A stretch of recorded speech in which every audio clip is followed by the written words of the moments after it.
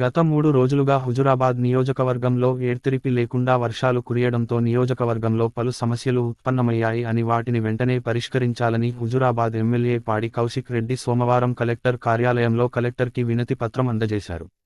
ఈ సందర్భంగా ఆయన మాట్లాడుతూ వీణవంక మండలం మామిడాలపల్లి ఆమ్లెట్ గ్రామమైన గొల్లపల్లిలోని బ్రిడ్జ్ పూర్తిగా పాడైపోయిందని, దీంతో రాకపోకలు కూడా నిలిచిపోయాయని వెంటనే దాన్ని మరమ్మతులు నిర్వహించాలని కోరారు. మాచనపెల్లి గ్రామంలో ఊరుకుంట చెరువు తెగిపోయే ప్రమాదం ఉందని, చెరువు అవతల 1000 ఎకరాల భూమి ఉంటుందని వెంటనే మరమ్మతులు చేసి రైతులను ఆదుకోవాలని అన్నారు. అలాగే పెద్ద పాపాయిపల్లి ఎల్లమ్మ చెరువు, చెల్పూర్ చిన్న చెరువులను సైతం నీరు ఎక్కువ పోతుందని కట్టతెగే ప్రమాదం ఉందని వెంటనే వీటన్నిటి పనులు పూర్తి చేసి ప్రమాదాలు జరగకుండా చూడాలన్నారు.